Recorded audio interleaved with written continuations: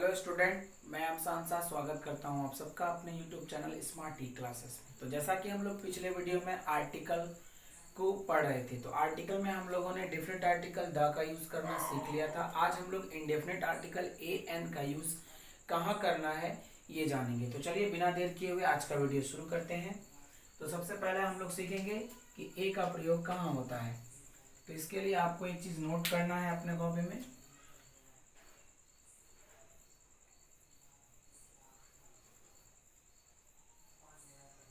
English के जिस word का हिंदी उच्चारण व्यंजन वर्ण की ध्वनि से होता है, उससे पहले ए का प्रयोग किया जाता है। देखिए, अभी हमें यह समझना है कि इंग्लिश के जिस वर्ड का हिंदी उच्चारण व्यंजन वर्ण की ध्वनि से होता है, उससे पहले ए का प्रयोग किया जाता है। ठीक है, तो हमें समझना है कि आखिर इंग्लिश के वर्ड का व्यंजन वर्ण की ध्वनि से उच्चारण किस प्रकार से होगा। तो जैसे देखिए, हम कुछ एग्जाम्पल लेते हैं। एग्जाम्पल में जैसे हम ले लिए बॉय, ठीक है, या हम ले लिए पेन, ठीक है। तो इसे अगर हम हिंदी में लिखें तो इसे हम इस तरीके से लिखेंगे बॉय, और इसे हम लिखेंगे पेन। तो इसमें प और ब ये आ रहा है। तो जब हम इसको हिंदी में उच्चारित करते हैं, जब हम इसको हिंदी में मीनिंग करते हैं, तो इसमें जो है प फ या यहाँ पे ब आ रहा है, ठीक है। तो क से लेकर अक्षर तरह ज्ञ तक ये हमारा व्यंजन वर्ण होता है, और अ आ ए ऐ ये सारे हमारे स्वर वर्ण होते हैं। तो स्वरों को छोड़कर बाकी जितने भी अक्षर अगर इंग्लिश शब्द के उच्चारण में आ रहे हैं, तो हमें उनसे पहले क्या लगाना है, द लगाना है। तो जैसे बॉय है तो इससे पहले होगा ए बॉय, पेन है तो होगा ए पेन। जैसे अभी हम और एक लेते हैं यूनिफॉर्म, ठीक है। इसका हिंदी में अगर उच्चारण करें तो यूनिफॉर्म। देखिए, यहाँ पे यू वॉवेल है, लेकिन यू जो है इसका उच्चारण य से हो रहा है। तो अगर य से हो रहा है तो य हमारा क्या है, य हमारा व्यंजन वर्ण है, तो इसलिए इससे पहले क्या लगेगा, ए लगेगा। और एक लेते हैं यूनिवर्सिटी, ठीक है। इसमें भी य से उच्चारण हो रहा है, यूनिवर्सिटी। तो इस आधार से बात करें तो इसमें जो य है हमारा, ये हो गया क्या, ये हो गया हमारा व्यंजन वर्ण। और अगर ये व्यंजन है तो इससे पहले हमें क्या लगाना है, ए लगाना है। तो इस आधार से हम ये समझें कि इंग्लिश के जिस भी वर्ड का हिंदी उच्चारण व्यंजन वर्ण की ध्वनि से होता है, उससे पहले हम क्या करेंगे, ए का प्रयोग करेंगे। जैसे हम और भी कुछ एग्जाम्पल लेते हैं। जैसे हम लिखें अगर टीचर तो हम क्या लिखेंगे, ए टीचर, ठीक है। या अगर मान लेते हैं हम लिखेंगे पॉइंट तो ए पॉइंट, ठीक है।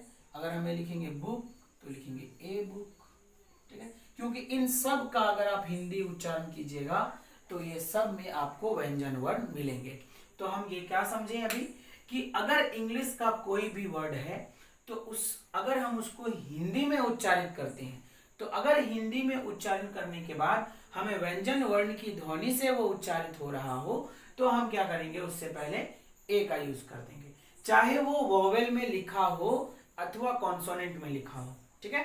लेकिन हमें उसके हिंदी के उच्चारण से यह समझना है कि वो व्यंजन में है या नहीं है। अगर व्यंजन में है तो ए लगेगा, और व्यंजन में नहीं है, अगर स्वर में है तो हम उससे पहले एन का यूज करेंगे। वो भी हम लोग आगे समझेंगे। तो समझ गए कि ए का यूज कहाँ होगा, जैसे boy, a pen, a teacher, a poet, a book, a university, a uniform, a light, a mobile. इस तरीके से इन सारी चीजों को अगर हम, इन सारे वर्डों को अगर हम हिंदी में उच्चारित करते हैं तो इसका जो है उच्चारण व्यंजन वर्ण की ध्वनि से होगा। तो इसलिए इसके पहले क्या लग जाएगा, ए लग जाएगा। अब बात करते हैं यूज ऑफ एन की। ठीक है, यूज ऑफ एन। ठीक है, तो यूज ऑफ एन कैसे होगा, कहां पे होगा, तो आप समझिए कि इसी तरीके से लिखना है हमें कि इंग्लिश के जिस शब्द या वर्ड का हिंदी उच्चारण व्यंजन वर्ण की ध्वनि से होता है उससे पहले एन का, सॉरी, इंग्लिश के जिस वर्ड का हिंदी उच्चारण स्वर वर्ण, व्यंजन को तो हम लोग देख चुके हैं, स्वर वर्ण की ध्वनि से होता है उससे पहले एन का प्रयोग होगा या किया जाता है। ठीक है, एग्जाम्पल में हम लोग देखेंगे अभी। जैसे देखिए एग्जाम्पल में, जैसे अगर हम लिखे MLA, ठीक है, या MP, ठीक है, तो जैसे यहां है MLA, अगर आप इसको हिंदी में उच्चारित कीजिएगा तो ये होगा ए और मो, MLA। ए यहाँ स्वर वर्ण है इसलिए इसके पहले एन लगेगा। यहाँ पे एम में ए स्वर वर्ण है इसलिए इसमें क्या लगेगा, ए एन लगेगा। बात समझ में आ रही है। उसके बाद अगर हम बात करें तो एन एप्पल, इसमें वोवेल भी है हमारा, ए वोवेल भी है और इसका उच्चारण हम अगर हिंदी में करें तो स्वर वर्ण की ध्वनि से हो रहा है। अगर हम और लेते हैं तो एन ऑल, एन ऑरेंज, उसके बाद एन अम्ब्रेला। ठीक है, देखिए यहां पे अगर आप अम्ब्रेला का हिंदी में उच्चारण कीजिएगा तो यू का जो उच्चारण हिंदी में हो रहा है वो अ से हो रहा है और अ हमारा स्वर वर्ण है और यही यू यहां पे जो है इसका हिंदी उच्चारण य यानी व्यंजन वर्ण से हो रहा था।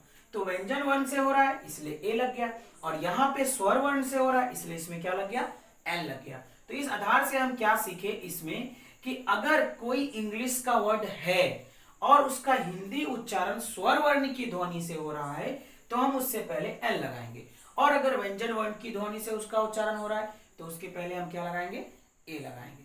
तो यहां से आप लोग इसको समझ गए होंगे। तो हम लोग आज इसके माने हम लोग आज जो है इस वीडियो में जाने ए का यूज कहाँ करना है और एन का यूज कहाँ करना है। ठीक है, तो चलिए इसको मिटा देते हैं।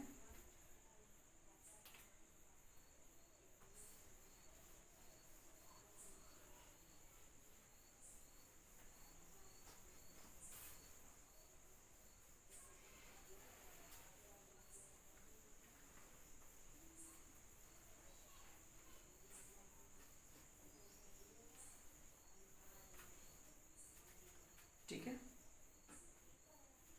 चलिए अब हम लोग कुछ सेंटेंस लेते हैं जिसमें ए एंड द का यूज होगा। ठीक है, कुछ ऐसे सेंटेंस ले लेते हैं जैसे आपके एग्जाम में आपको क्वेश्चन पूछा जा सकता है इसी आधारित, जिस प्रकार से भी हम आपको देने वाले हैं इस आधार पे आपको कुछ प्रश्न एग्जाम में आ सकते हैं आर्टिकल से रिलेटेड। और आपके 10th के एग्जाम में या आपके इंटरमीडिएट बोर्ड एग्जाम में ऐसे प्रश्न आपको इंग्लिश सब्जेक्ट में आपको 2 या 3 मार्क्स के अवश्य रहेंगे। ठीक है, तो चलिए देखते हैं। तो इसमें हो जाएगा आपका fill in the blanks with suitable article. ठीक है, जैसे हम एक क्वेश्चन लेते हैं, Rinku sir is dash LIC agent. Kavita is dash teacher. Dash sun sets in dash west. उसके बाद Sunday is dash first day.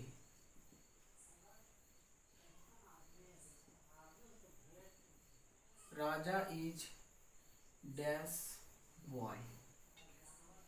उसके बाद dash boys make a noise. ठीक है, अगला लेते हैं. You have dash car. Aladdin had dash wonderful lamp. उसके बाद stars are twinkling.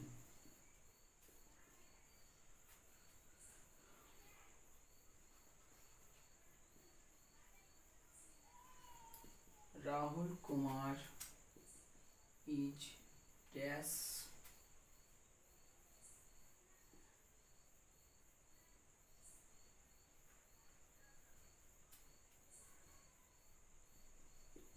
DM of Purnia.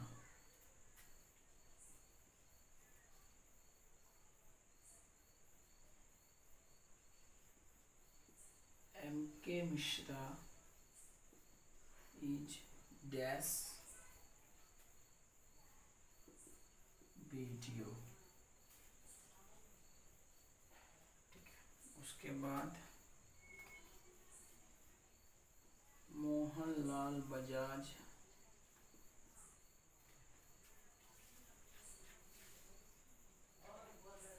Is dash MP.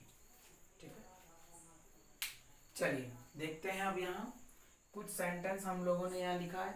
अब इनमें हमें देखना है कि कहाँ पे ए लगेगा, कहाँ एन और कहाँ द लगेगा. तो जैसे Rinku sir is dash LIC agent. तो यहाँ अगर आप LIC यानी एल को अगर आप उच्चारित कीजिएगा तो स्वर वर्ण की ध्वनि से होगा. तो यहाँ पे क्या लग जाएगा, an. Kavita is dash teacher. तो यहाँ हो जाएगा ए टीचर, क्योंकि टीचर में ट आएगा तो वो व्यंजन है. सन, तो ये होगा हमारा द लगेगा इसके आगे. The sun sets in the west. आपको एक चीज और याद रखना है कि दिशाओं के नाम से पहले भी हम द का यूज करते हैं. The west, the east, the north, the south. Sunday is the first day, क्योंकि फर्स्ट हमारा क्या है, ऑर्डिनल नंबर है. Raja is a boy. एक चीज आपको याद रखना है, जब बॉय या गर्ल पूरी जाति को बोध करा रहा हो तब हम क्या करेंगे, वहां पर द लगाएंगे. लेकिन किसी एक को दर्शा रहा हो, किसी एक को बताया जा रहा हो, बॉय का यूज किसी प्रॉपर नाउन के लिए यूज किया जा रहा हो, तो वहां पे हम ए का यूज करेंगे. जैसे यहाँ राजा के लिए यूज हुआ है बॉय, तो राजा इज अ बॉय. लेकिन यहाँ देखिए बॉयज मेक ए नॉइज, यानी लड़के वर्ग में हल्ला करते हैं. तो इस तरीके से अगर बात करें यहाँ पर, तो पूरे जाति का बोध कराया जा रहा है कि जो लड़के हैं वर्ग में, लड़कियां भी हैं और लड़के भी हैं, लेकिन हल्ला लड़के कर रहे हैं. तो यहाँ पूरी जाति का बोध हो रहा है. ये कॉमन नाउन है, तो इसलिए इससे पहले क्या होगा, द लगेगा. You have a car. उसके बाद अलादीन हैड वंडरफुल लैम्प. देखिए अगर सिर्फ लैम्प रहता तो हम ए लगा देते हैं, लेकिन वंडरफुल लैम्प यानी एक अद्भुत चिराग है अलादीन के पास, तो ये एक खास है, तो आप यहाँ द लगा सकते हैं. ठीक है, Aladdin had the wonderful lamp. Dash stars are twinkling. Sorry twinkling, तो यहाँ स्टार्स है तो हम इससे पहले क्या लगाएंगे, द लगाएंगे। Rahul Kumar is dash DM of Purnia. आपको एक चीज याद रखना है कि अगर डीएम, बीडीओ, एमपी, एमएलए अगर ये सब सिर्फ लिखा हुआ रहे, उसमें जगह का नाम नहीं हो, उससे पद का नाम मतलब जगह का नाम से पद का नाम ना जुड़ा हो, तो वहां पे आपको क्या करना है, ए एन का यूज करना है उच्चारण के अनुसार। लेकिन अगर वहां पे लिखा हुआ है कि पूर्णिया का डीएम, कटिहार का डीएम, तो वहां पे आपको द यूज करना है। Rahul Kumar is the DM of Purnia. और यहाँ एम के मिश्रा इज डैश बीडीओ, तो यहाँ द नहीं लगेगा, यहाँ ए बीडीओ, क्योंकि यहाँ बीडीओ इसका उच्चारण कीजिएगा तो ब से होगा। मोहनलाल बजाज इज एमपी, तो एमपी इसका उच्चारण कीजिएगा तो ए से होगा, इसलिए इसमें लगेगा एन। तो ये हो गया हमारा Mohanlal Bajaj is an MP. अगर ऐसा होता Mohanlal Bajaj is dash MP of, मान लीजिए प्रयागराज, ऐसा होता, तो हम लोग यहाँ पे क्या करते हैं, Mohanlal Bajaj is the MP of Prayagraj. यानी अगर कोई जगह का नाम हो साथ में तो हमें वहां द लगाना है। लेकिन अगर प्रॉपर चीज को दर्शाया जा रहा है, वहां पर किसी आदमी के बारे में बताया जा रहा है कि वो एमपी है या बीडीओ है या बीए है या एलएलबी है, तो हमें वहां ए एन का यूज करना है। ठीक है, तो इस तरीके से हम लोगों ने यहाँ पे 12 क्वेश्चंस लिखे थे जिनमें आर्टिकल का यूज करना था। यहाँ तीनों आर्टिकल का यूज किया होगा। इन उदाहरणों से आपको समझ में आ रहा होगा कि कहाँ कहाँ हमें ए एन और द का यूज करना है। और इसके अलावा आपको पहले के वीडियो में भी बताया गया डेफिनेट आर्टिकल का यूज कैसे करना है, इंडेफिनेट आर्टिकल का यूज कैसे करना है। तो इस वीडियो को अच्छी तरीके से आप देखिए और जितना हो सके आप किसी भी ग्रामर से क्वेश्चन को निकाल कर अपने से बनाने का प्रयास कीजिए। इससे आप ज्यादा से ज्यादा सीख पाइएगा। तो मिलेंगे अगले वीडियो में एक नए टॉपिक के साथ, तब तक के लिए धन्यवाद।